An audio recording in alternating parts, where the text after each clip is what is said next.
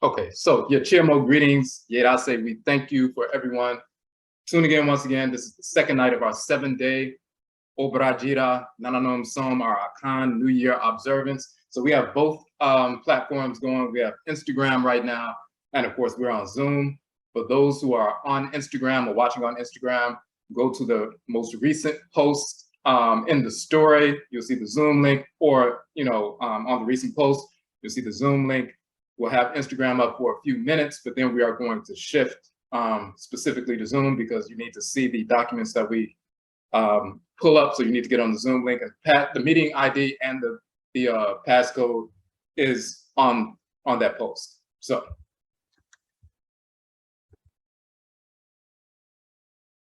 So for those who are new to the information, I'm oh-jee Akan of Aakhuamuman, Amaruka, Atifi, Nubia, in North America within oh-jee, the purified nation, Afuraitkait people in the Western Hemisphere. So this is the second day of our 7-day Obradwira, which means a life purification, Nananomsom, ancestral observance. This is our New Year's. Well, New Year's Day for us is the autumn equinox. The first full day of the autumn equinox, the Atim equinox, is September 23rd. That is Fida, Friday. So this is our 7-day observance. We go from September 17th through September 23rd, 7 days, and the 7th day is our New Year's Day. That is the first day for us of 13,023, so-called 2023, 100 days before Europeans celebrate the New Year on January 1st at the dead of winter, at the dead of night, the coldest, darkest, and most dead time of the year. Of course, we don't operate in a foolish fashion like that. We are at the equinox, the evening point, the end of the warm cycle, the beginning of the seeding cycle, the end of the harvest cycle, the beginning of the planting cycle, and so forth. The two ends of the year meet. This is a balancing point, the equal nights and so forth, equinox. This is the time of rebalancing ourselves, just like Earth is rebalancing for purification. So we had our event last night. We had our presentation last night. We have posted that. You can go to our YouTube page. You will see that. Give me 1 second. I need to turn this link on.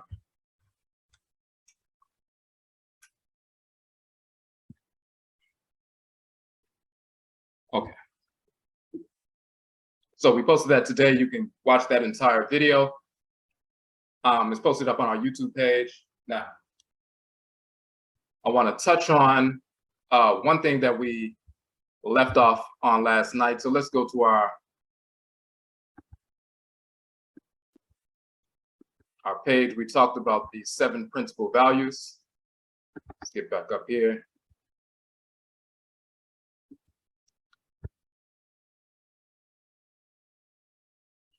And of course, once again, for those who just joined on Instagram, go to the Zoom link that is posted on our most recent post, and you will be able to get to the Zoom link. The passcode is there, the meeting ID is there, so you can jump on the Zoom call and you'll see all the documents that were posted. So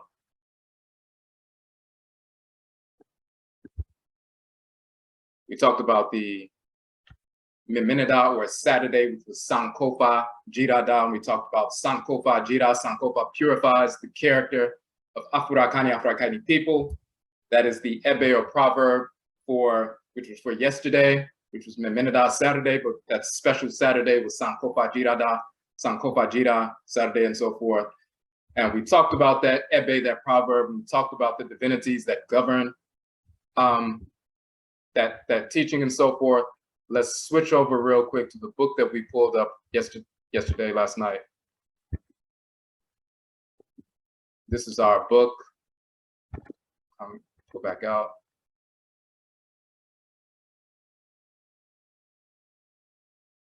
So our book, Tehuti, Sankofa Fa Nifa. And of course, we talked about Tehuti, the male divinity of divine wisdom and divination.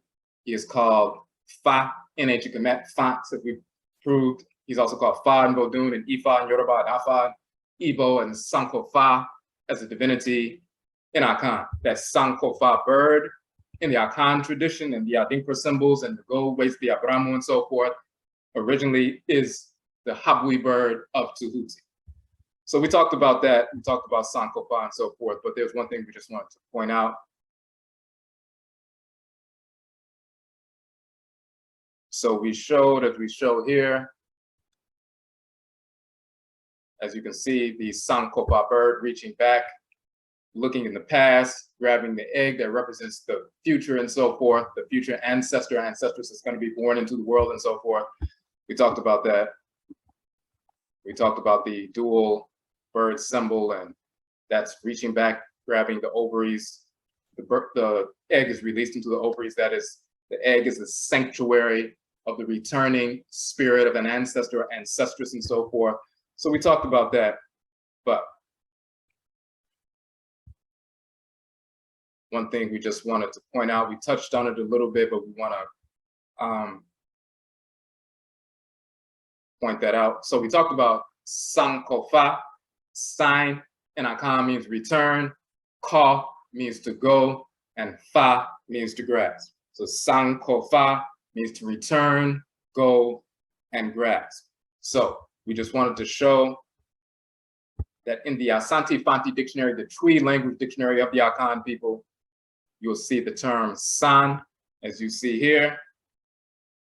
The fourth definition, to return, go, or come back.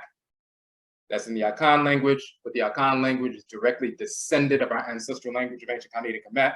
So then you will see from the medutu, the hieroglyphic dictionary, san means to turn back. And you see the two legs walking back and so forth.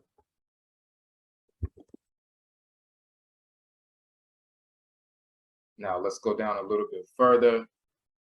Maybe we need to go up.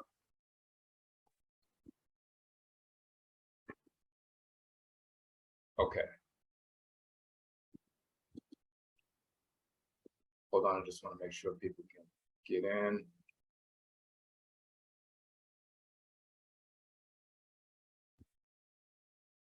All right. And so you see also the term ka, to go along, to walk, and so forth. Ka in the Akan language, and fa, to take. To take also means to lay hold on, for use and so forth, to grasp, to take and so forth. So that these are the the components of Sankofa. Then you look in the language of ancient Khanit and Kamit, and you see the term fa, or fai, means to carry, to bear, lift up, to get up from sleep and so forth. And you'll see the individual is on his knees and he's reaching for the vessel on the head and grasping it, fa, to grasp, to take, to carry, but to take and so forth. So that fa in ancient Kemet, meaning to grab, to carry, and the image of the taking of that vessel on the head and so forth is the same as fa in Akan, meaning to take, to grasp, to lay hold on and so forth. Now,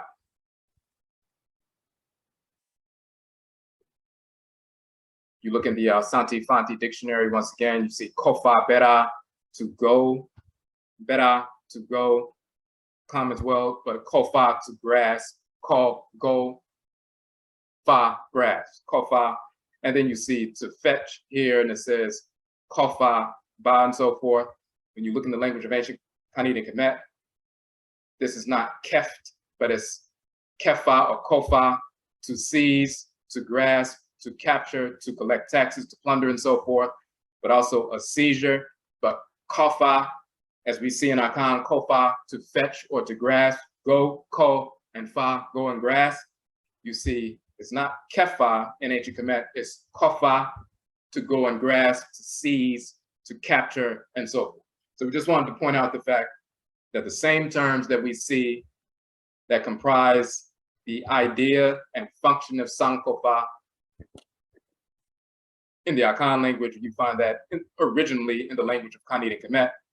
And of course, you see the great Habwi bird, Tahuti, reaching with the great beak, and he's called Fant, as we said last night, the one who grasps, uses the great beak and so forth to go under the surface, to scrape under the surface, to reach the nutrients that are gonna nourish us and edify us and strengthen us and empower us and protect us in the present. now. So we're going to go out of this document.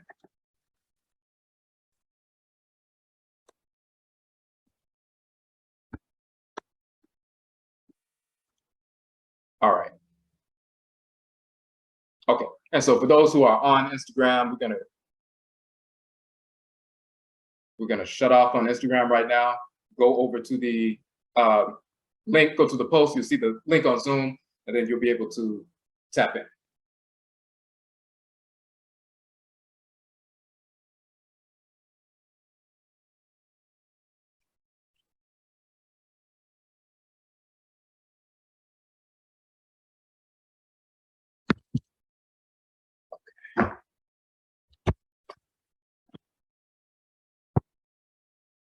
Okay, so we're going back up. So as we said, each day of the week, today is our Wusida or Esida, which is Sunday.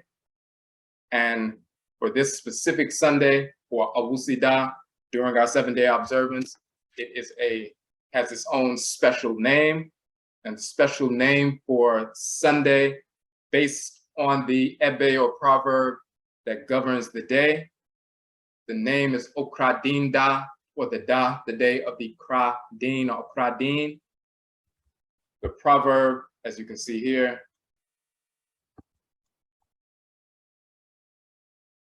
is Kradin ye nyamewa nyame Ochayame.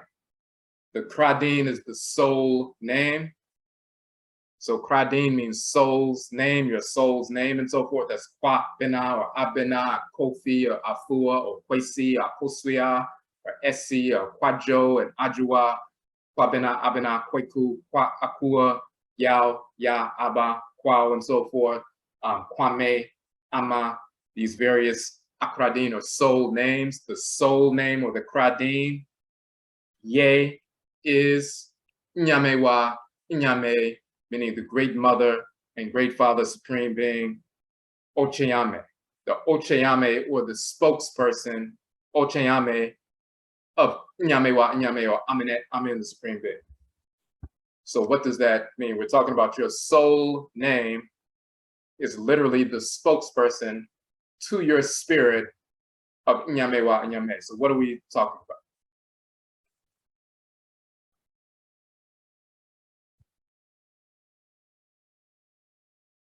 So let's go back real quick.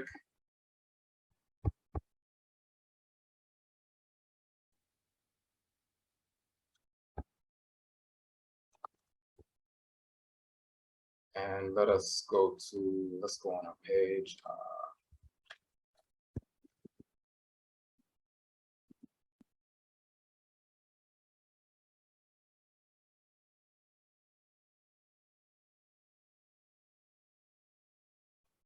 So first and foremost, when we talk about Nyamewa Nyame, this is Aminet, this is Amen, and Akan.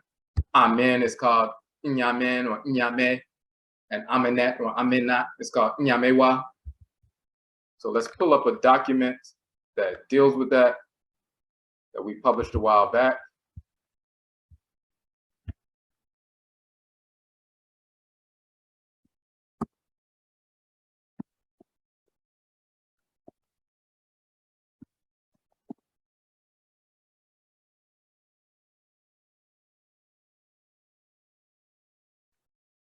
Oh, that's the wrong one. Let me go back to. All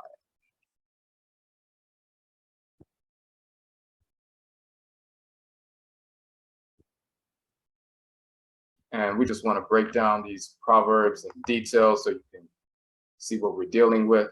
So this is a document we published a while back. Note on the origin of the name.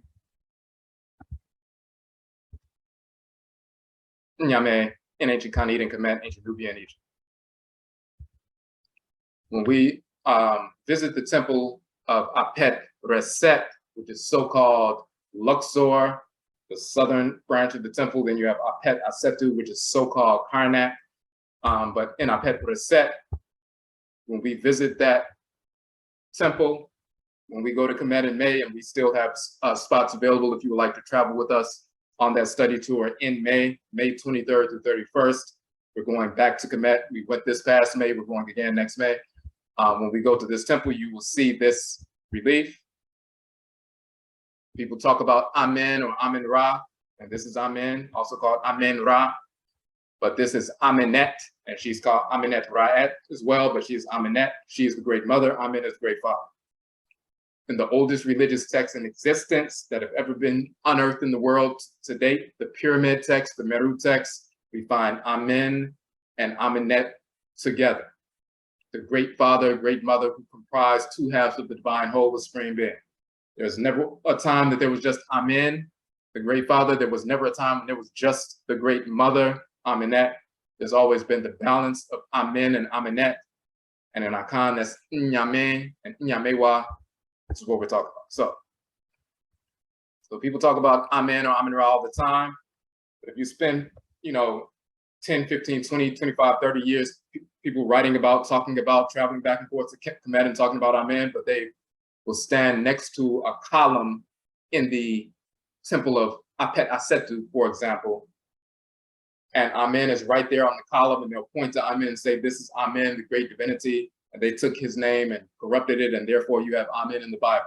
And standing right next to Amen is Amenet. They won't mention her, they'll just keep walking. That's because we've been conditioned so terribly by the whites in our offspring that when we see the female divinity, we won't even seek to question who is that standing next to Amen. We'll just walk right by her. But when people practice ancestral religion in an authentic fashion, Amenet will not allow you to walk away from her. She will make you look up and pay attention. The same is true with Ra, the creator, and Ra'et, the creatress. Ra is the creator, but Ra'et, her images are in Kamit as well. People stand right next to a column. They see Ra, they'll speak about Ra, and they'll move on, and Ra'et is standing right there, and they don't even know who she is. But we show that when we go to the temples of Kamit. We talk about the origin of the term Nyame. When you look in the Akan language, Nyame, and many scholars tried to find out what the name Nyame is, the etymology of it in the Akan language, and they were trying to look at different things, but you have to look at the reality that this is a name that goes back to ancient times, and therefore you will find variations of the name of the divinity all throughout West, Central, South, East, and North Afuraitkait, Africa. And when you recognize that, then you can understand that it has a common origin. So trying to seek the etymology of the name by a limited analysis of the Akan language doesn't allow you to get to the correct place. We were able to show the reality. Nyame and Akan. The Koko people in Nigeria say Nyambe, which is just a variation of Nyame. The Lotsi people in Zambia say Nyambe as well. The Herero people in Namibia say Njambe. So Nyambe, Njambe.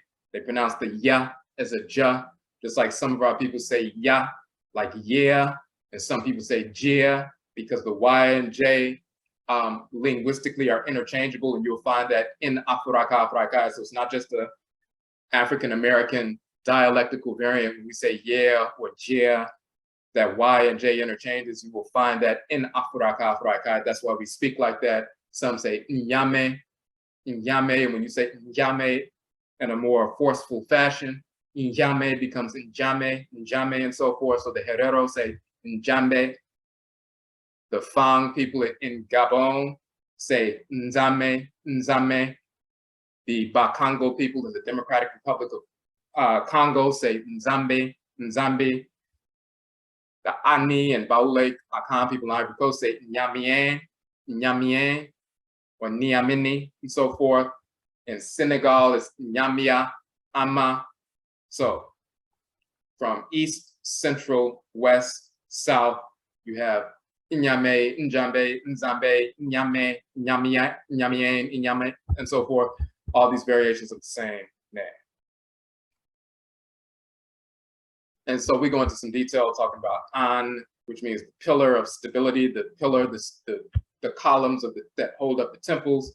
It's the column, but it also has to do with stability. Then we have the term An, also meaning the eye. And Ari means the I as well. So An or Ani means I. We talked about Ani meaning I in Akan, Ani meaning I in ancient Kemet, but An or Ani also means the stability of the temple.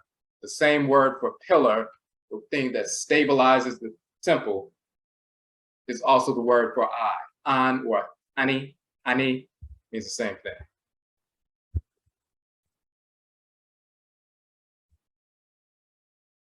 Ani, an epithet of Amen.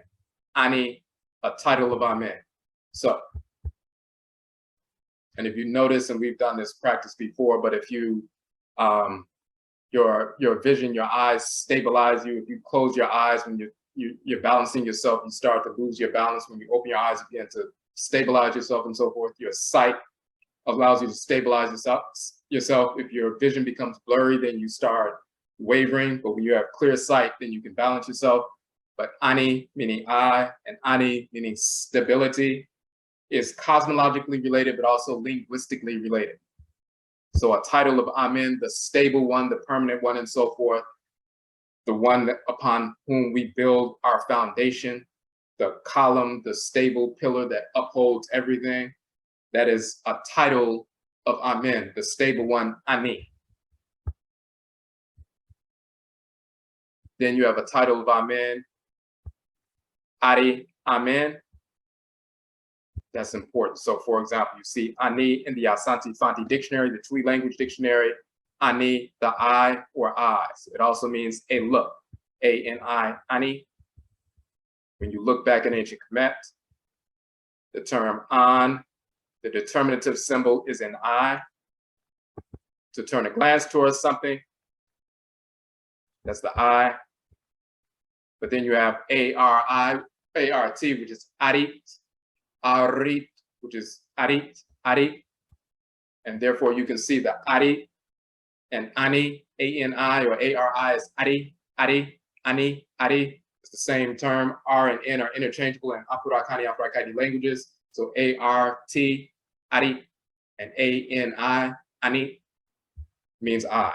So you see the symbol of the eye, a seeing, a looking, a glance, sight, vision, but also the eye in and of itself.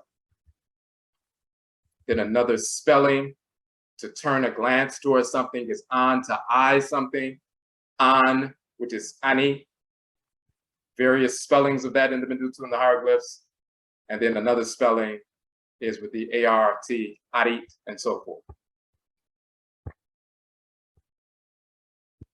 And the reason why that's important is because the term Ari, meaning I in Kemet, is Ani, meaning I in Akan.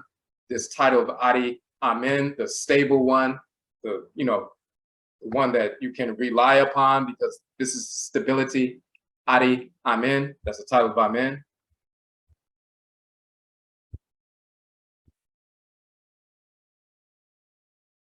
Just like the pillar, Ari is the symbol of stability.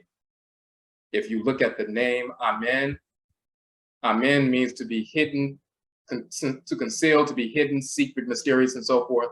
The one that's hidden or invisible, but the root men means to remain, to abide, to continue, to be permanent, stable, fixed, abiding. So you have Amen, the way his name is written as a divinity in ancient Kemet, the God Amen, the hidden God, and so forth. And then, of course, you have Ament or Amenet. It says feminine of the preceding. Then you have Amini, a form of Amen and Ra. But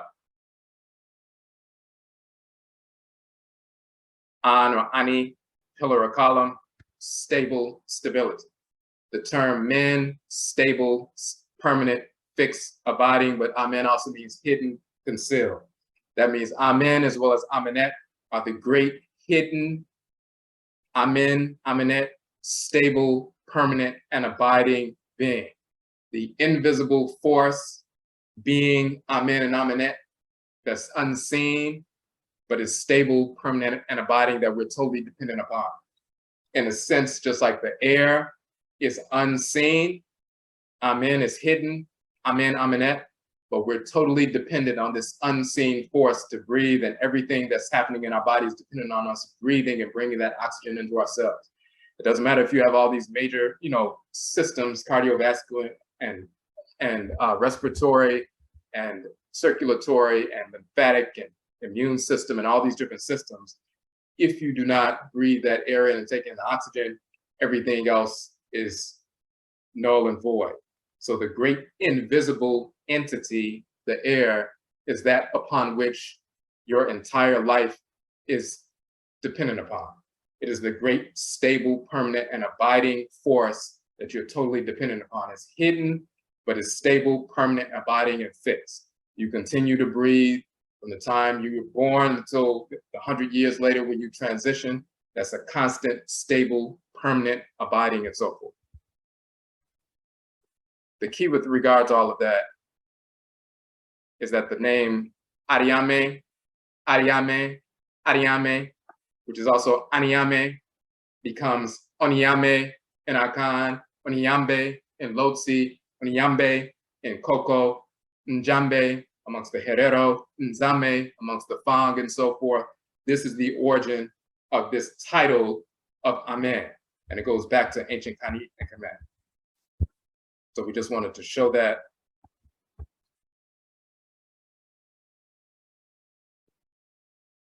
Okay, yes, and you can post questions in the chat room, and we will have a period where we'll go through some question and answer. So we just wanted to show that. So that's Onyame and Onyame wa. That is Amen and Amen. All right.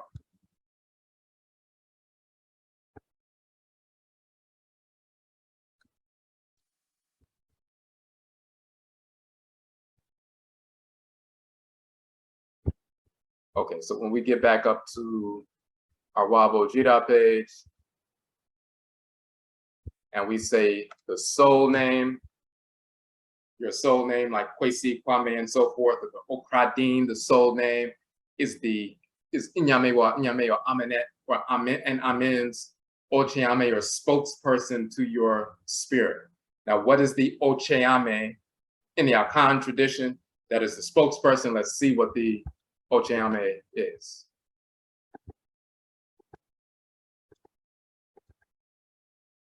Now, we published this document a while back. Ochayame in Akan is the spokesperson of the sacred. It is pronounced Ocheme or Uheme in ancient Kemet. So we show that the same term that is used in Akan culture today is used in ancient Kemet. This is an Ochayame in the Akan tradition, and this is the original Ochayame on the male side, ancient Kemet holding the staff and so forth.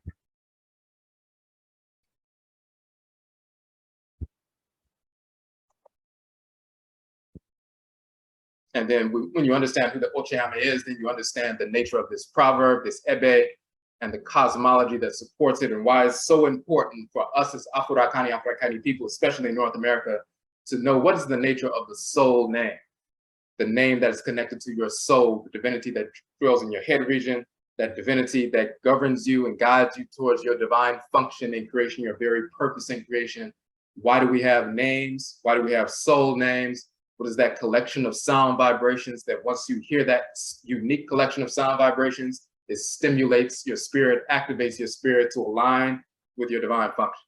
And if you have a name that is not in harmony with your divine function, then you create disorder within your spirit. You're named after Europeans or Arabs or Hindus and so forth, and those discordant vibrations, labels that you attach to yourself, and you try to incorporate that in your spirit, it creates disorder within your spirit.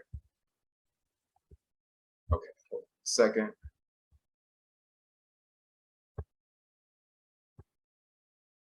All right.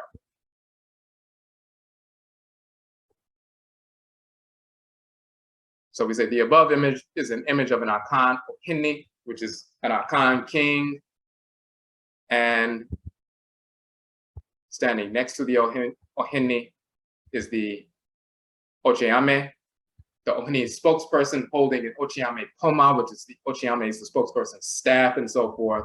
In Akan culture, one typically does not speak directly to the Ohinni, the king, for the Ohinni is seen as divine.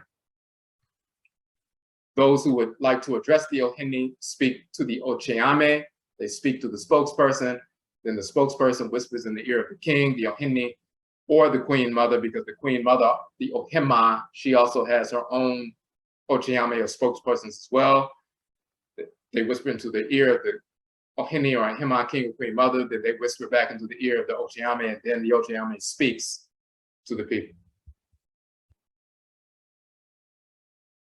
Now, if you look at the term Ochayame and its definition, it says speaker, reporter, interpreter, one of the elders of a king, called a linguist, when their councils has the office of the speaker, being the mouthpiece of a reporter to the king or the assembly.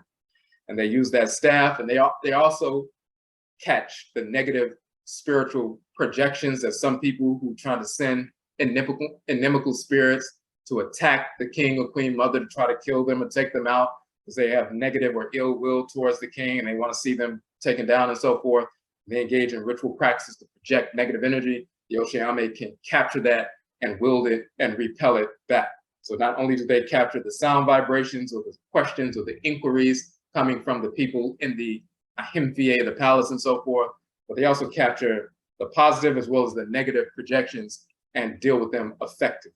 So, but they are the mouthpiece, the spokesperson, the speaker, reporter, and so forth.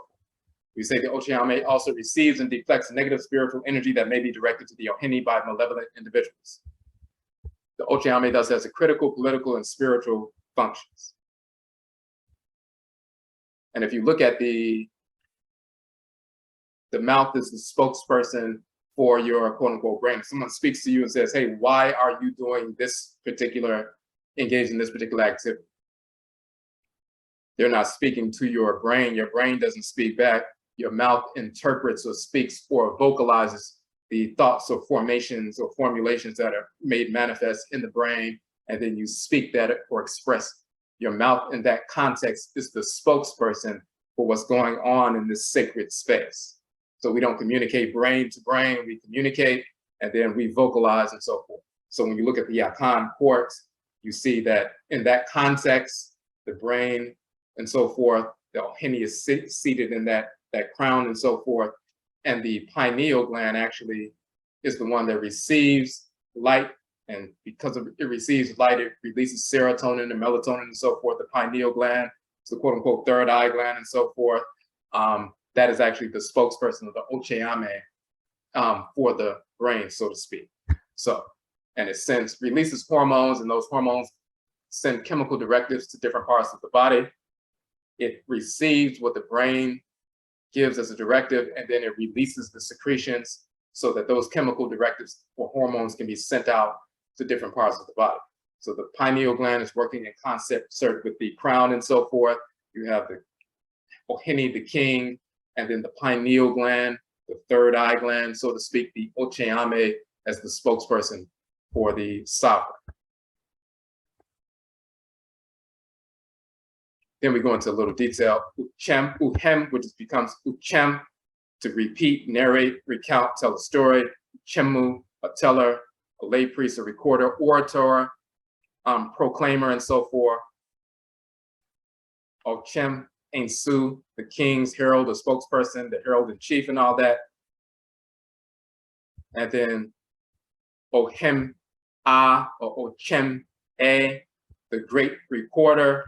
That is a title of Tahuti. He is the king's herald, the king's chief, the king's recorder, the king's teller, herald, lay priest, recorder, orator, proclaimer, to repeat, to narrate, to recount, to tell a story, and so forth, speak again, and so forth.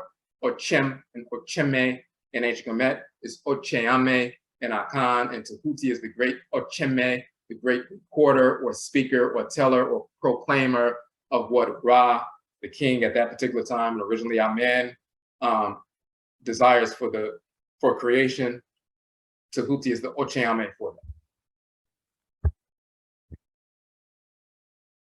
And you see he has his Ochayame Poma, his staff, and so forth. So we go into some detail about that, and we talk about a number of different things in that particular article, but that is the function of the Ochayame. Now,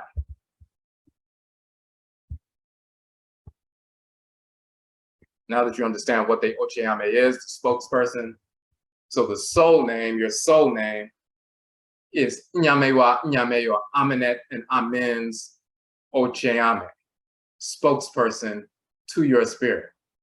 So when someone speaks your name, they say Kwame, or Ama, or Kwajo, or Ajwa, or Kwekua Kua, or Kwabena, or Abena, or Yao, Yan, Aba, Kofia, Afua, Kwesi, Akoswia, or SC, and so forth. When they speak that unique configuration of vibrations, so sound vibrations, your spirit is constructed in a fashion that your soul name is aligned with the divinity that governs your head. That collection of sound vibrations resonates at a certain frequency, and your spirit is in alignment and in harmony with that frequency. If you have a set of sound vibrations that are discordant, like a band playing a bunch of notes that are discordant, that creates discordance within your spirit. If you speak that name, if you hear the name, or you contemplate it and you generate that unique configuration of vibrations, if it's a configuration of vibrations like Johnson or Jones or Williams or McGillicuddy or some nonsense like that, and you're trying to incorporate that configuration of vibrations, you're ingesting something discordant and you're trying to operate on something that is discordant. Whether you speak it, whether you hear it, somebody calls you by that, or you contemplate it and try to incorporate it as part of your identity. It's like swallowing. The difference between drinking spring water that's natural, it moves into your system, creates cleansing and purification as conductor of electricity and so forth, or you drink some water that has pollutants in it, oil, debris and so forth. You put that in your system, you consume it and so forth, it begins to move through your bloodstream and it creates disorder, cancerous cells develop and so forth, it creates disorder within you. Now, so the Kradim, that unique collection of sound vibrations, is in harmony with your divine function. So when you ingest that, if you're born on Abusida Sunday, you're Kwesi or Akoswia and so forth, and people call you that, and you hear that collection of sound vibrations, or you speak it, or you contemplate it as part of your identity, as soon as you contemplate it, you set that energy in motion.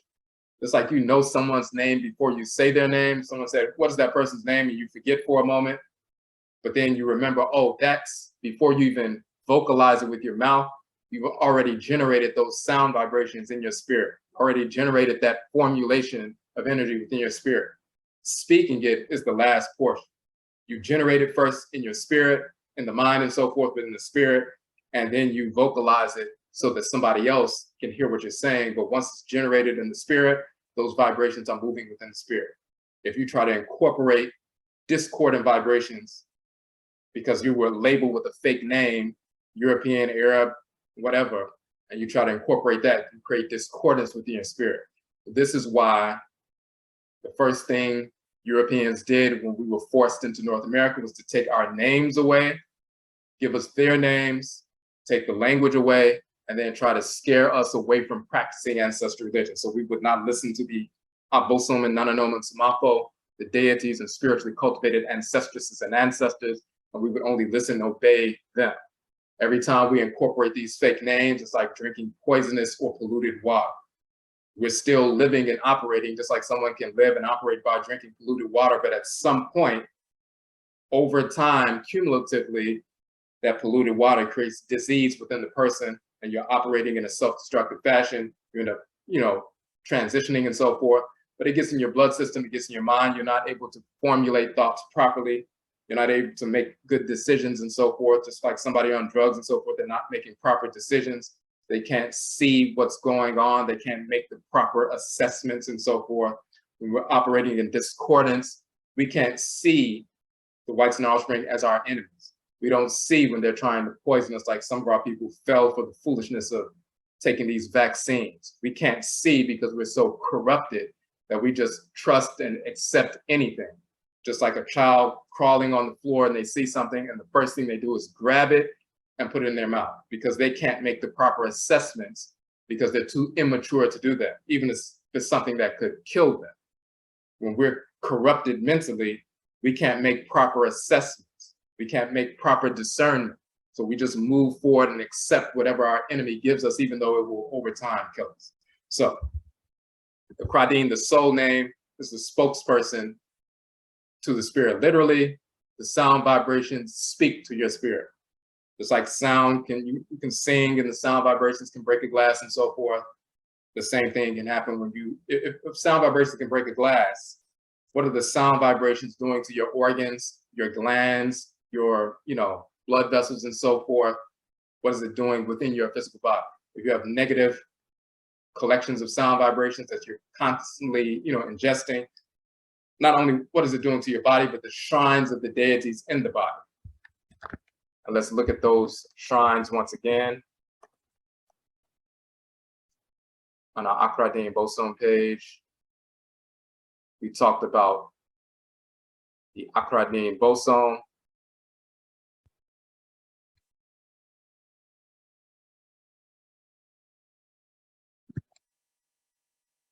The male and female divinities that govern the solar, lunar, and planetary bodies that govern the 7-day week. But we also showed how they govern the 11 major body systems that govern us. So when you're constantly, if you ingest food that's not good for you, that's polluted, that's corrupt and so forth, it creates disorder in the body. If you're constantly ingesting ideas, collections of energetic vibrations that are discordant, you're constantly ingesting discordance within your spirit body, and then your spirit body is diseased or malfunctioning or dysfunctional. And then our behavior becomes self-destructive and dysfunctional. And we maintain the same level of enslavement because we can't make proper decisions because we're not thinking and operating clearly. Now,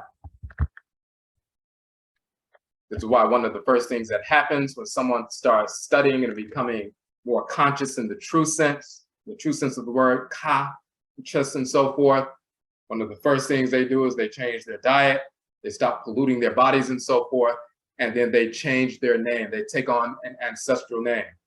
Then they start studying the language and so forth. They learn, communicate with their Nsamafo, their ancestresses and ancestors. They establish an ancestral shrine, Nsamai as we talk about in our online courses and so forth. They learn about their ancestral clan directly from their direct blood, spirit-genetic ancestresses and ancestors. They take on a name from their ancestral clan and so forth that's reflective of the divinity that governs their head, and then they move forward. But that's one of the first things people see when someone becomes conscious in the true sense, not the pseudo sense, but the true sense. They change their diet, they change their behavior, they change their name, meaning they reclaim their name. And they start studying their language and ritual practices. And then they change the direction of their life and start being productive instead of self-destructive, perpetuating the ignorance that we've been operating under for the past few centuries. So, but the final piece of that is, these are the names, for example, in the Akan tradition, the way the Akan people approach it, of course. We talked about, the day of the week, Awusida, Kwesida, the deities Awusi and Esi, which is also on Set, and the female names are Akosua, Esi, Kisi, different variations of that, and Kwesi, Akwesi, Cc, and so forth, and all the different male and female Akrade. That's on an individual level. But on a communal level, as a community, we have a soul name as a community. And this is why this particular day is important. On Sunday, Awusida, we talk about the soul name is the spokesperson of the Supreme Being to your spirit. That means we need to reclaim our names. Our names reflect what our divine function in the world is. We said if you're a Kwa Bena, a male born on Benadar Tuesday, you carry the energy of the divinity Bena into the world. What is that energy? We scroll down, and Bena, who's called Herubedat or Bena, Behudet, and so forth in Kamet. He governs the immune system, warrior, enforcing of divine order, and so forth. That's the energy you contribute to the clan. If you're a child of Abena, which is Sechima Sekhmet, she governs the lymphatic system. a warrioress, but also a healeress. If you're a child of Akua, which is Nebet-Het, operating through the renal system, which is the kidneys and ureters and bladder and so forth. The kidneys are the fluid balancing system in the body, but also the mineral balancing system in the body. She's the mineral balancing system on earth and so forth. Purifier, she has to do with healing, a healeress, roots, herbs, and so forth, healing, restoring mineral balance and fluid balance in the body of the community and so forth. If you're a child of Akua, you have that divine function to execute within the communal body and so forth.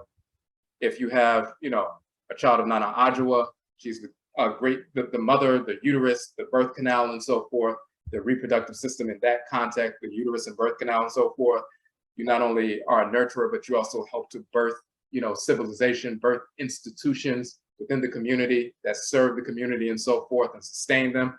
So whatever your function is, your name is reflective of that divine function. If you get off track, sometimes the name in and of itself, speaking the name to a child in and of itself. If the child's name is Kwabena, Aponsa, and so forth, and people call him Aponsa, but if he's acting out of order, they say Kwabena. That forces his spirit to get back in alignment with that Kwabena energy. It forces him to get back in alignment with his divine function because Kwabena is invoking the deity Bena that governs his head. Same with Abena or Akua or Abba or Ya or Afi, Afu, and so forth, same thing. But then we have a collective Kradin as a group. And that collective Kradin, that collective soul name is Afuraitkait African people. So let's look at that real quick.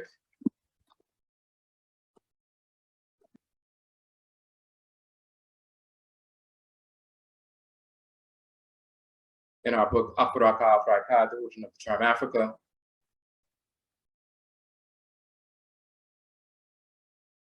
we show the origin of the term. So individually, of course, we have our own soul name individually, but then as a collective, as a group, as Black people, we have a soul name as well.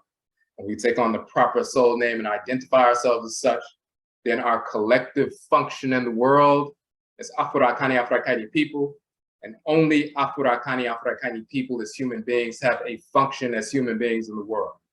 We are the only people who were ever created by the Supreme Being. We've been here for millions of years.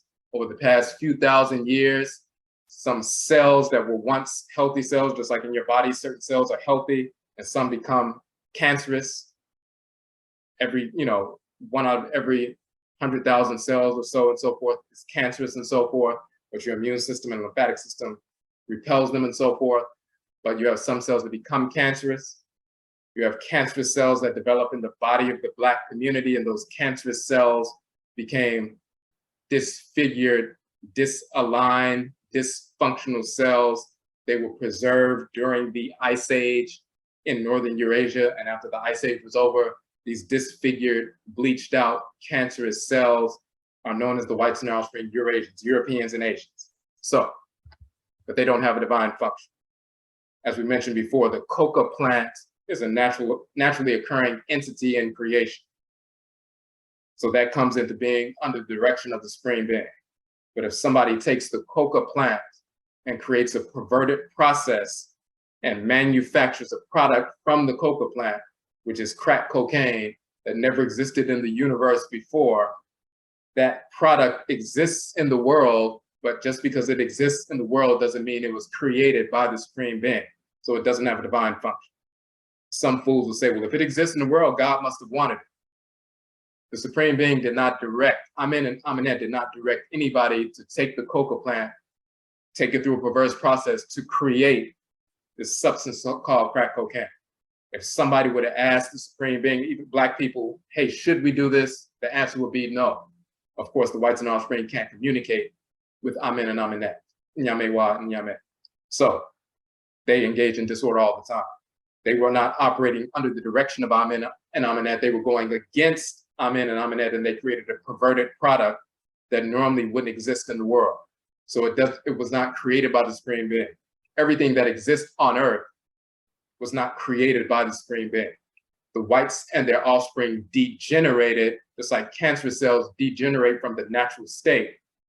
The white product was not created by the supreme being. It manifested as a result of going against divine order and the supreme being. So the only people in creation that were created are Afuraitkait people. We are the only people who have a divine function in creation. Plant life, animal life, mineral life have a divine function. All the variations of plant life, animal life, and mineral life have a divine function. And within the human sphere, human life, the only true, authentic humans are Afuraitkait people, and we have a divine function as cells within the great divine body. The whites and offspring are the cancerous cells that are slated for eradication, period. So we have a function in relation to plant life and animal life and mineral life within the world. And that function is defined by our collective Kradin or soul name, which is Afuraitkait people. So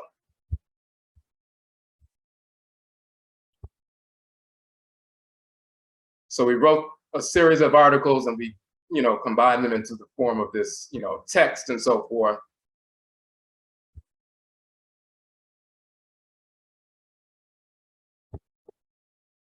People are aware of the symbol of the two arms reaching up, which is Ka, which is the soul, divine consciousness. And we will also show that in our other book, the Okra complex.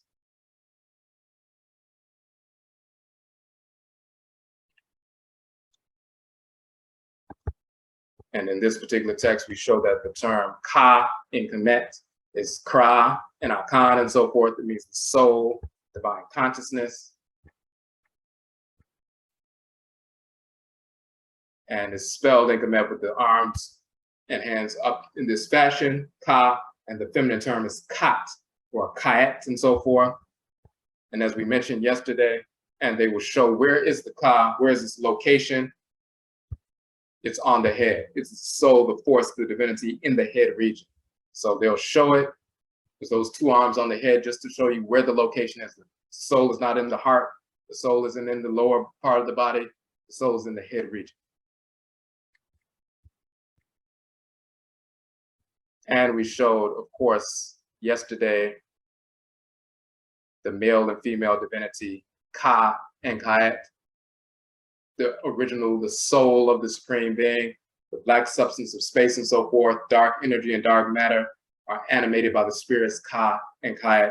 Everything exists within dark energy or dark matter, planets, suns, moons, stars, comets, everything exists within the great divine black soul of Amen and Amenet. The Ka and Kayat are the black or the soul of Amen and Amenet, the melanin, the soul within the great divine body of Amen and Amenet. So people have seen that medutu, that hieroglyphic symbol, the Ka, but there's another symbol which is very important. You see the body of the man and you see his arms in the Ka position, and that symbol doesn't mean soul, it means a high or exalted land, a high land. Raised land, exalted land, high land, Ka. We go to the appendix so we can prove that.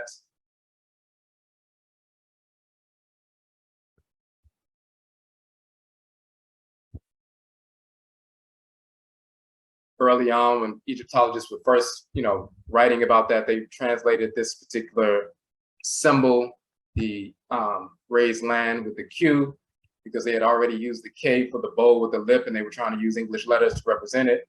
In the Coptic dialect, as you can see, the character is the K. So that slope, that high land and so forth, is the Ka sound. Ka, hill, high ground, high place. And you see the spelling Ka and the determinative of the man with the arms in the Ka position. This is a terraced slope. You also have the straight slope and so forth. That's the high land, Ka. Hill or high place, Ka is double Kat, the feminine aspect. Highland, now banks above the river. Coptic, Kai, and so forth. And then you see the land high above the surface of the Nile, Kait, high place, Kait, and so forth. So exalted, high, hill of life, and all of that. When it's reduplicated, Ka, a hill in Kemenu on which the heavens rest.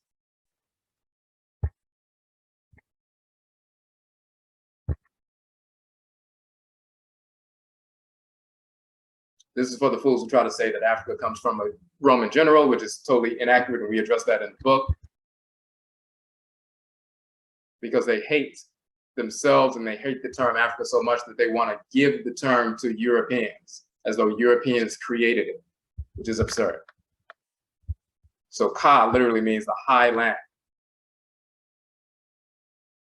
We said Kaka is a reduplication of that. It means a high land or hill.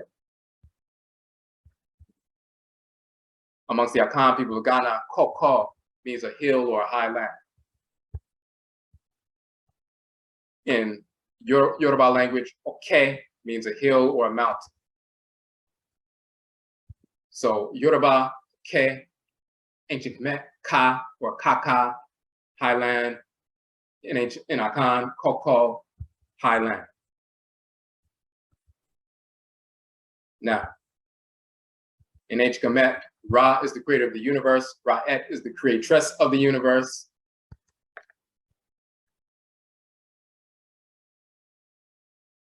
This is a form of Ra, sacred animal totem, the falcon, where the solar disk on his head, but he's also sitting in the boat of the Aten, the sun, as it sails across the sky. He's Ra in the form of an avian animal or a bird and so forth when he's sailing across the sky from sunrise to sunset. Then he gets in the night boat and sails in the underworld in the 12 hours of the night. Here he is taking the form of a land animal because the solar energy penetrates the earth at sunset and goes in the underworld, and there's fiery energy moving through the underworld. In the matter of the underworld, this fiery energy moving through the underworld until it gets to the east side. Then he gets out of that boat. He's no longer a land animal, a flat-horned ram. He takes on the body of the falcon and then flies up in the sky and sails across the sky in the boat of the sun. But when he's in the underworld, moving through the earth and so forth, the fire energy moving through the earth, just like you taking a deep breath and pulling some fiery energy in your body, and then it's moving through your earth and so forth. He is operating in the form of a sacred land animal, the flat-horned ram. And instead of being called Ra, he is called Afuraitkait.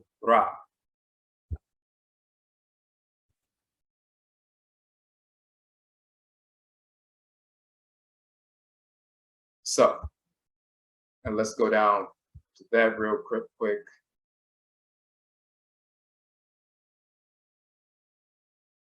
And for example, this is Ra'et, the creatress, as you can see her name here, Ra or Ra'et.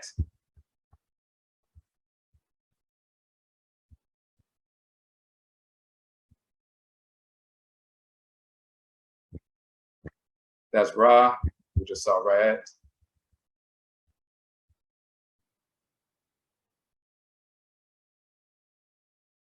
Just want to show this piece right here. Af in our ancient Kemet means flesh, meat, but flesh and so forth. Off also means flesh, meat, body, carcass. But then you have the term off, meaning limbs, members, and flesh and so forth. But Afai means a tent or camp or chamber. And then you have all, meaning island and so forth.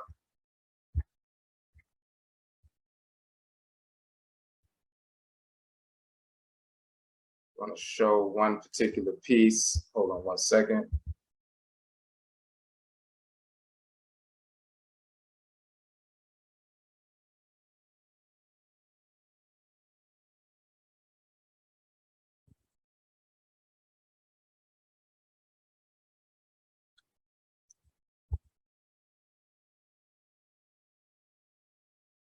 Okay, so when you look in the tomb of Seti,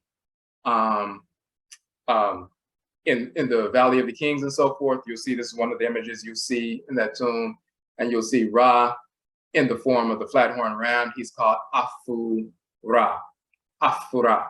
Ra moving through the Afu, Ra moving through the flesh. He's in the underworld. The land itself becomes the flesh, Afu, or house, a place of residence, Afu, for the energy. So he's called Afu Ra. When he goes back into the sky and so forth in the form of the falcon, he's Ra. When he goes into the underworld, when the divine solar energy is moving through the house of matter, flesh or matter, it's moving through the Afu, and he's called Afu Ra.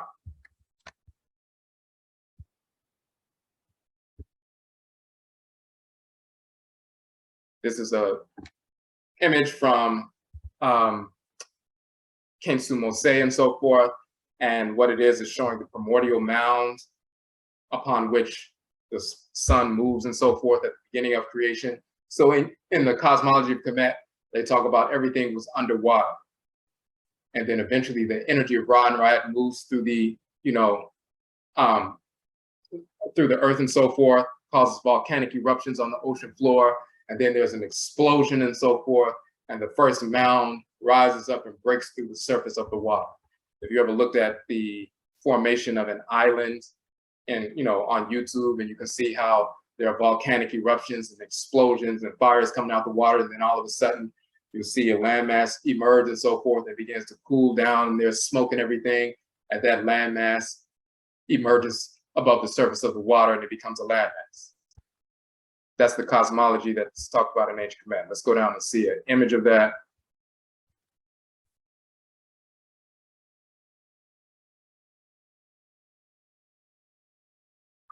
So when they talk about the first high land, the first land that rose above the surface of the water, when the energy of Ra and Ra'at moved through the ocean floor and caused volcanic eruptions, and the first landmass that broke through the surface of the water was called the Ka and Kayat, masculine and feminine. The high land, the exalted land, the land above the surface of the Nile, the first landmass on earth and so forth. And you look at the cosmology, when Atem is talking about how he fashioned and formed and stabilized that first landmass and so forth, they talk about Ra moving through the first landmass. The sun sets, and then Ra is moving through the first landmass. Ra is moving through that Ka, moving through that first high land. Ra in the form of Afura is moving inside the Afu, the flesh, the matter. Afura is moving through the Ka. It is the land Ka of Afura, the land of the Creator.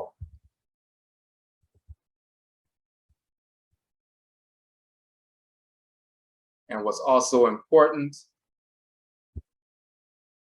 and when you read the book, you'll see all of the cosmology and the linguistics and everything else. So we don't have to go into that tonight. We just want to show the cosmology here. You'll also see that Ra'at, the creatress, when she is moving in the underworld along with Ra, she is called Afuraitkait or Afuraitkait. She's moving through the flesh as well. So Afuraka, Afuraitkait is the land Kayat of Afura and Afuraitkait, the land of the Creator, land of the creatress. Let's go down real quick.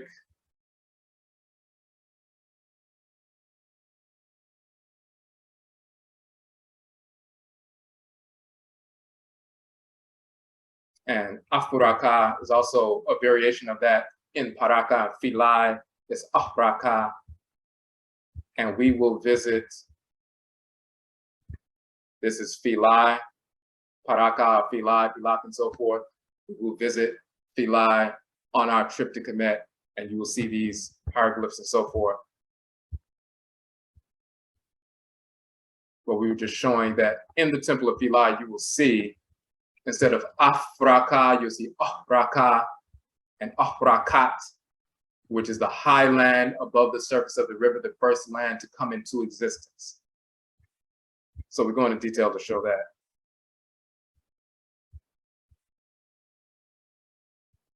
You will see this particular Afuraka that is talking about the first land in existence, the land that Ra and Ra moved through at the beginning of creation and so forth, the high land that has become the continent of Afuraka, Afuraitkait, and so forth. That is on one of the temple's columns in Paraka Filai that we will visit and see.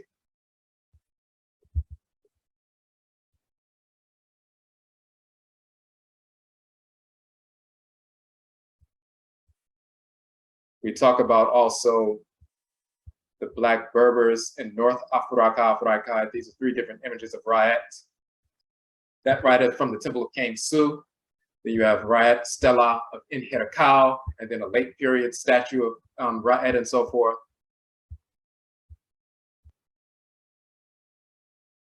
These are Fula, or Fura Berbers and so forth. This is a Black Berber and so forth. These are the Tuareg women, the Tuareg Berbers and so forth. This is the Libyan or Berber person living in North Afuraka, Afuraitkait, West of Kemet. And during the 23rd dynasty, the Berbers took over the ones who were living west of Kemet and so forth. These are the Nubians, the Berbers who were living west of Kemet. They took over for a while. This is the Berber or Libyan king, Uput and so forth, the second. He's one of the Black Berbers. These are his descendants right here. They still live in northern Kemet as well. Well, they live in Libya now. Some of them live in Libya, some in northern Kemet, but mainly in Libya, right west of Kemet and so forth. What's important about the Berbers and so forth, they still honor many of the ancient divinities. Some of them became Muslims, but some of them did not. And what's important about that, in the ancient Black Berber cosmology, over 10,000 years old, they're called the C group Nubians by archaeologists. You find them south of Kemet, C group Nubians, and then you find them west of Kemet. West of Kemet is Libya and so forth. They are now called Tuareg Berbers and so forth. In their cosmology, the female divinity Ifru or Ifri or Efri is Afri. And when you read about Afri, she's called a sun goddess and a cave goddess. They talk about how she was the most influential divinity. When Pliny or Pliny the Elder, the Roman author Pliny 2,000 years ago, were writing about the Berbers, and he visited the Berbers in North Afuraka, Afuraitkait, and this Roman author is writing about them, and he says about them, they worship the divinity Afri, and she's the most important divinity. She's a sun goddess and a cave goddess. She's the most important divinity. They do not make any moves with regard to their government and nation and so forth without consulting Efri or Afri first. She will later be called Dea Afrika, or the goddess Afrika, and this is her with her headdress reposing on a bench or a bed and so forth on one of the coins during the Roman era. Dea Afrika is the goddess Afri. Afri is Afuraitkait or Afraida, Afrait and so forth. That is Ra'et moving through the underworld, just like Ra moves through the underworld. The reason she was called a sun goddess and a cave goddess is just like Ra moving through the underworld. She moved through the underworld as well. He's called Ra when he's flying through the sky. She is Ra'et when she's operating through the solar disk, flying through the sky. But when she's going into the underworld, just like Ra, he is called Afura, she is called Afuraitkait or Afrait. It became contracted to Afri, and Efri and Ifri and so forth later on. That's what's happening.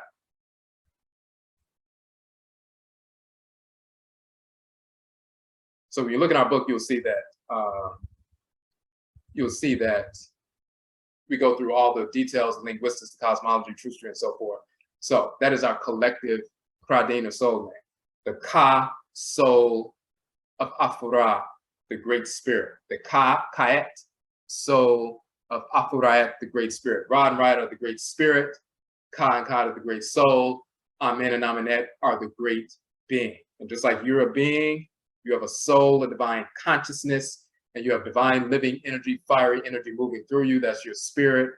You're a being, Amen, with a soul, a consciousness, a Ka, and a spirit that is animated by Afura. You're a being, Amenet, with a soul, a divine consciousness, Kait, and your spirit is animated by the great spirit on the feminine side, Afuraitkait. So to be Afuraka, Afuraitkait, Afuraikani, Afuraitkait. That means we are children of Ra and Ra'et, the creator and creatress. Our bodies come from that original primordial black land, that high land, exalted land, and so forth. The soul, Ka, Kait, of the great spirit, Afura and Afuraitkait.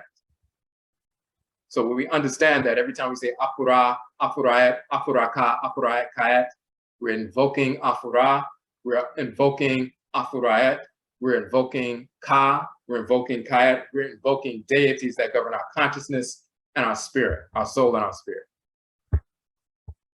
And finally, you have Leo Africanus, who in so-called 1526, wrote A History of Africa. That's one historical figure, Leo Africanus. And then you have Scipio Africanus from over 2,000 years ago. People who don't study anything, foolish individuals who try to pretend like Africa came from Africanus, they don't even know that these are two different individuals. One that lived 500 years ago, one that lived over 2,000 years ago. Because they don't study, they say, well, Africa came from Leo Africanus, where he lived 500 years ago. They didn't know there were two different individuals. Then you have Scipio Africanus. And let's look at that. Scipio Africanus defeated Hannibal, the great warrior general Hannibal, in a war, the final war and so forth, battle in Africa. And once they won the war in the northern part of Africa, Scipio became known as Scipio Africanus. Prior to that, his name was not Africanus. His name was Publius Cornelius Scipio. His father's name was Publius Cornelius Scipio. His grandfather's name was Lucius Cornelius Scipio. His great-grandfather's name was Lucius Cornelius Scipio Barbatus. And his brother's name was Lucius Cornelius Scipio. As you can see, when you look at their family lineage, their last name was Scipio, him and his brother. His father's last name was Scipio. His grandfather's last name was Scipio. His great-grandfather's name was Scipio Barbatus. When he invaded North Afuraka, Afuraitkait, and won that war against Hannibal, here's one of the coins of the time that depicted Hannibal, the great Afurakani warrior, chief, and so forth, on one side, and then the elephant. And Hannibal, 2,200 years ago, led an army, and they were riding elephants over the Alps and so forth to attack. So, but once Publius Cornelius Scipio won the war at North Afuraka, Afuraitkait, he became known as Scipio, who conquered North Africa, or Scipio Africanus. In the same fashion, his brother was named Lucius Cornelius Scipio. Lucius Cornelius Scipio went into Asia to wage war, and he won a war in a portion of Asia. And after that, he became known as Scipio Asiaticus. So one brother became known as Scipio Africanus, one brother became known as Scipio Asiaticus. Nobody would say that Asia was named after Scipio Asiaticus because they know the name Asia existed before Scipio Asiaticus existed in the world. We also know that, of course, Africa existed before Publius Cornelius Scipio existed in the world. But fools would like to say that he named the continent. And you have fools who claim to be African-centered walking around saying that Africa was named after a Roman general, after a white man, and we shouldn't be calling ourselves African, because they haven't even studied something that a 7-year-old could go and Google, and within 2 seconds on Wikipedia, they could see the lineage of Scipio, his father, his grandfather, his great-grandfather, his brother, and so forth. But they're perpetuating that ignorance because deep down inside, they don't want to identify as African. They want to pretend like they're Native Americans. They want to pretend like they're Moors. They want to pretend like they're Hebrews. They want to pretend like they're extraterrestrials or Indians, anything other than who they actually are because of self-hatred. So we dispelled that foolish myth in the book, and we go into detail about that, and we show all the details about the linguistics. And the final piece is in the third portion of the text, third section. We talk about how the term Al-Kabulan, people read Dr. Ben's book and he said Al-Kabulan. He was quoting from Scipio Africanus, who wrote a history of Africa in 1526, where he said the Numidians and Arabians and so forth. So we show here, Leo Africanus in his Geographical History of Africa written in 1526 AD states that the Arabians and Ethiopians referred to the continent as Al-Kabulan. That was 1526 when they were already Arabized. Al-Kabulan is an Arabic title. It is not an original ancient title for the continent of Afuraka. So we show the entire cosmology, how they corrupted the deity Keb or Kebu and so forth, corrupted him to Al-Keb and so forth, Al-Kebu. And then we go into detail about El-Gabal, El-Gebalin and so forth, and El-Gebalin, and the deity El-Gabal from Canaan, or so-called Canaan and so forth, where you get El-Gabal, El-Gebalin, and later El-Kebulin and El-Kebaline and so forth. These are Arabic terms, corrupted Arabic terms, going back to ancient Canaan, ancient quote-unquote Canaan, but Canaan and so forth. But there's a corruption of the terms, and these Arabized terms will continue to be used in, the so-called 1500s. So when Leo Africanus came in contact with the Arabians and Ethiopians 500 years ago, they were already Arabized. Some of them were Christians, many of them were Muslims and so forth. And they were already utilizing this Arabic term, El-Gebaline, which means between the two mountains and so forth, to identify the continent. But when you know who El-Gabal is in Canaan, the great deity of the mountain, and Gebal meaning mountain and so forth, and Gebaline meaning the two mountains, you'll see where that comes from. So, okay, so that's the information we wanted to touch on tonight. So we have individual Kradin or soul names. And every time we speak that or say that or, contemplate that, it realigns our spirit with our divine function. But as a group, we have a collective Kradin, a collective soul name, and that is Afuraikani, Afuraitkait. We are children of Afura, Afuraitkait, and so forth. And our bodies come from that primordial landmass, the primordial Ka and Kayat, the melanin within us, the great black substance, Ka and Kayat, and so forth. That's where our blackness derives from. So when we talk about we're black, the term Bri means black in Akan, and we're called Ibibrifo, the black people. And deities are called Bri, meaning black and so forth. So the fools who talk about we never use black, we always use the term black. Once again, these clowns are self-hating Negroes. So the blackness derives from the great black substance of space, that is the melanin within us, and everything revolves around that blackness within us. So that is what we wanted to cover tonight. We're not going to keep you long. We're going to look in the chat room and see if there's any questions. Questions why the Supreme Being has a human form. So you can show Amen and Amenet. They will manifest in that form, but actually the form that we have is a reflection of their form. One of the forms that they manifest as, the great hidden spirit and so forth, they can take the form and show, plant life, animal life, mineral life, Afuraitkait, human life, and they can take that form. Sometimes they utilize the form of a sacred animal totem. Sometimes, of course, Amen and Amenet operating through the, the wind that goes around the entire earth and so forth.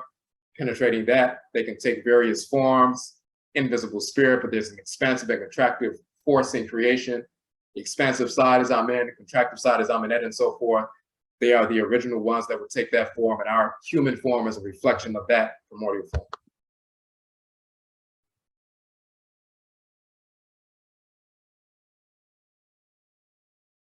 Okay.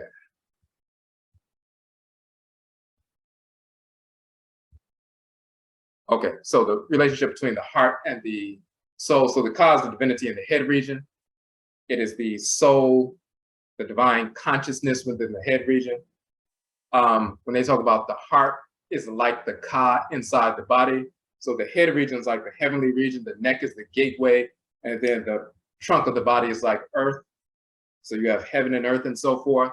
So the heart within the earthly region operates like a ka, like a brain inside the earthly region, just like the brain operates in the heavenly region. So the heart functions and it has a similar structure to the brain in the heavenly region. So they'll say the heart is like the ka in the body, the ka within the body. It functions in a similar fashion. And we did an article when we were talking about Het Heru. In fact, let me pull that article up real quick.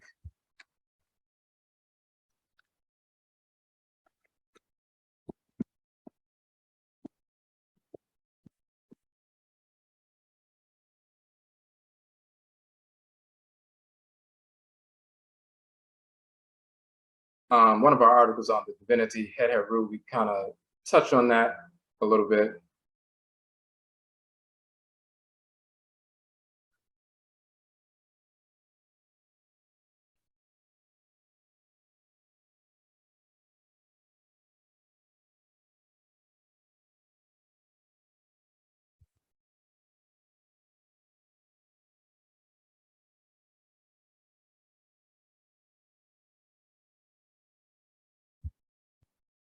It might be, let me see. I don't want to spend too much time looking for that, but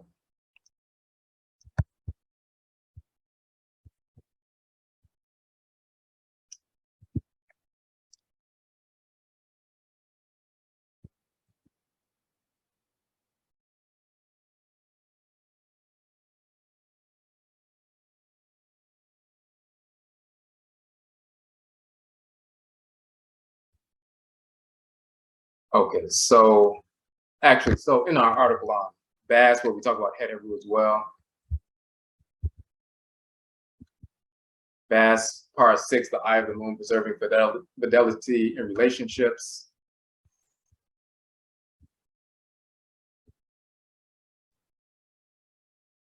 So on our WordPress site, our blog site, we did an article on Bass, and we talk about Het Heru as well. But we talk about Bass governing the pericardium, fluid-filled sac that surrounds the heart, stabilizes the heart, perpetuates the heart's function, and so forth. Het Heru governing attraction, and Bass governing affection, the perpetuation of that initial fusion. But we were talking about that, and we mentioned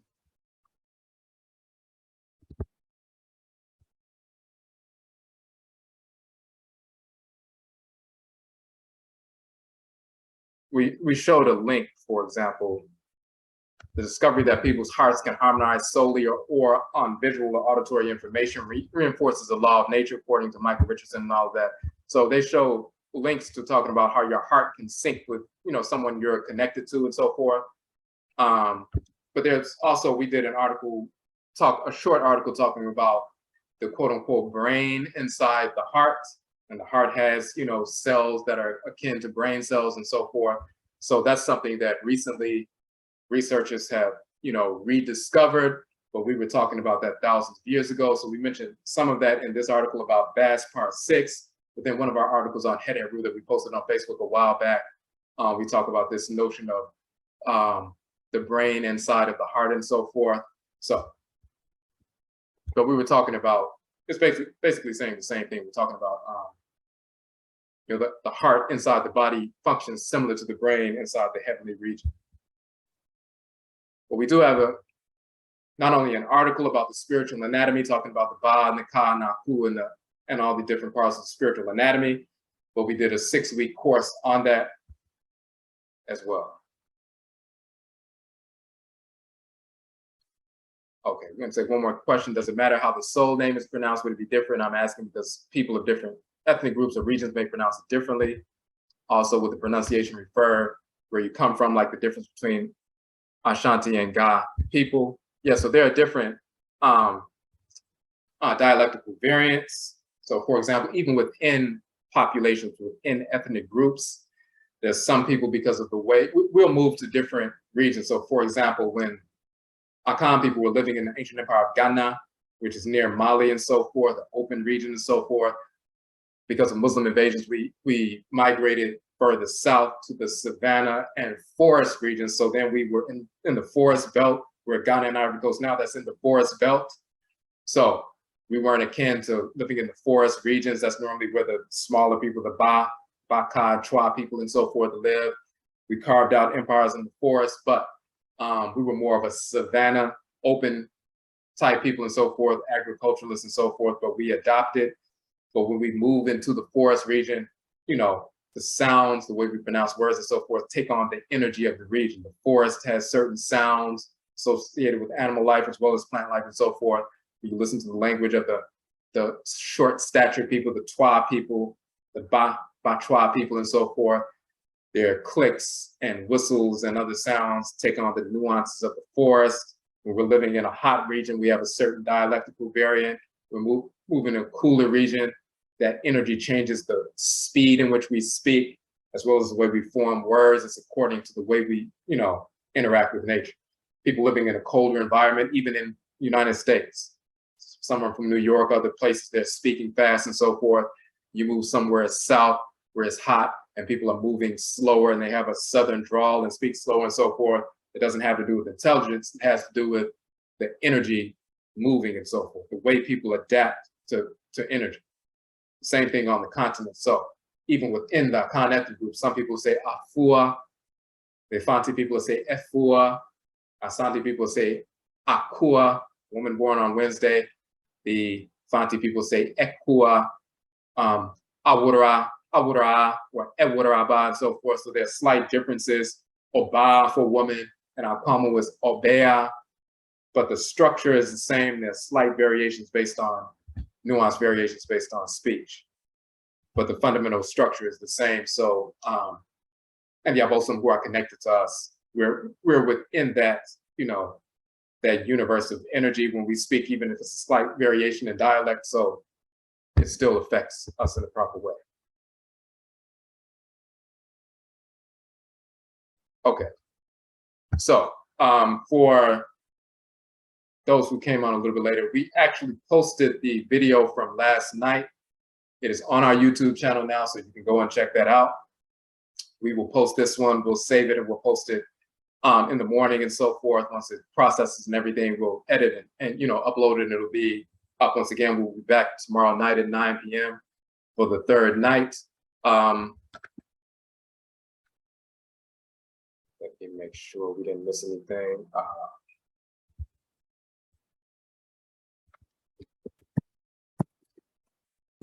And for those who are unaware, this is our page for our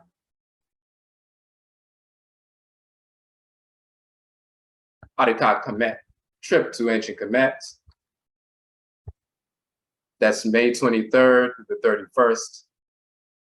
And we posted a number of videos from clips from our recent trip and so forth. So you can see those and you can register for that. And we also want to say the next thing coming up is going to be here in Washington, D.C.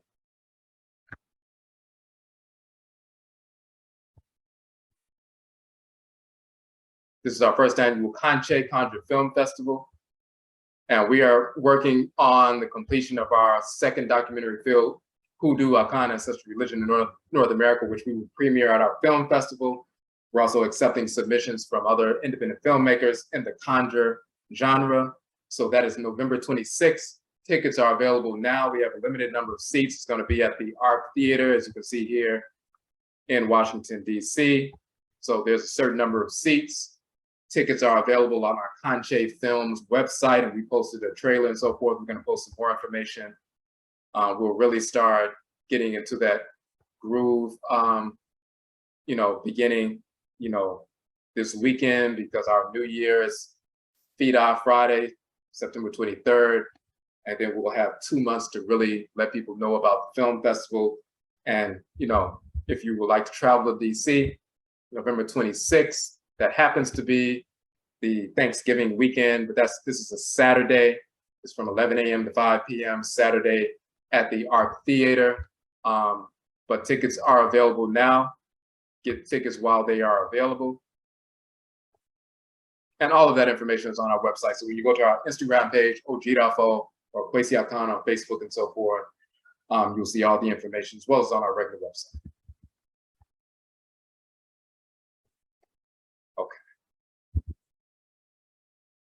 Okay, so we're going to go ahead and end it here. We will be back tomorrow at 9 p.m. Same time, we'll be going through that third day, the principle for the day, and so forth, the cosmology associated with that. So once again, Yedase, everyone for tuning in, and Yevesha Bio, we will meet again.